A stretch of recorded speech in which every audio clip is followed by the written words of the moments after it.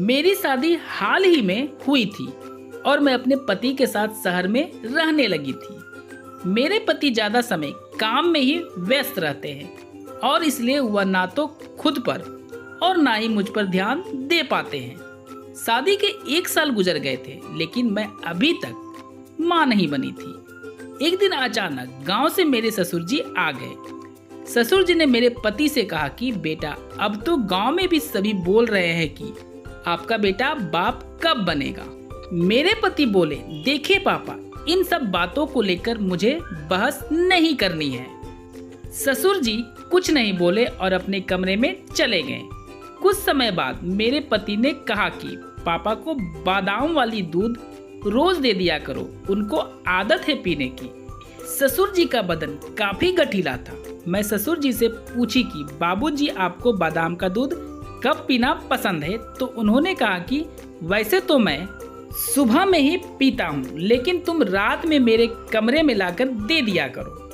रात को मैं दूध लेकर कमरे में गई तो देखी ससुर जी केवल चादर लपेटे हुए हैं और ऊपर का बदन खुला हुआ था। मैं बोली, मुझे माफ कर दीजिएगा बाबूजी, मुझे अचानक नहीं आना चाहिए था। ससुर जी बोले, अरे कोई बात नहीं, आओ दूध रख दो। ससुर जी बोले कि तुम मुझे कब दादा बनाओगी? मैं बोली, अब क्या बताऊं बाबूजी आपको, आपके बेटे के पास मेरे लिए समय होगा तब ना आप दादा बनोगे। ससुर जी बोले, मेरा बेटा है ही बहुत अलग, लेकिन तू चिंता मत कर बहू, तू जरूर माँ बनेगी, क्योंकि मैं अब जो आ गया हूँ। मैं बोली कि बाबूजी, मैं कुछ समझी नहीं।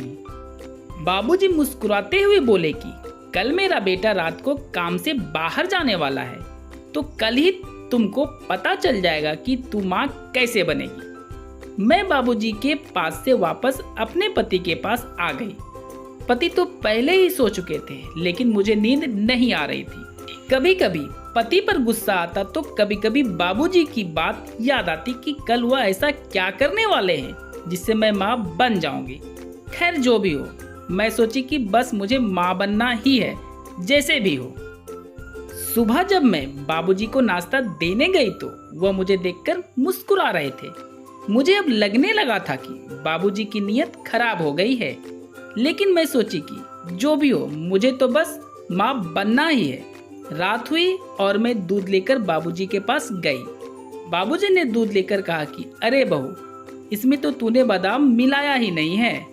मैं बोली कि माफ कर देना बाबूजी, मैं अभी बादाम मिलाकर लाती हूँ। मैं सोच रही थी कि बादाम का दूध पीने से बाबूजी कितने फिट है इस उम्र में भी। जब मैं बादाम मिलाकर दूध बाबूजी को दी तो वह मेरा हाथ पकड़कर मुझे अपने पास बैठा लिए।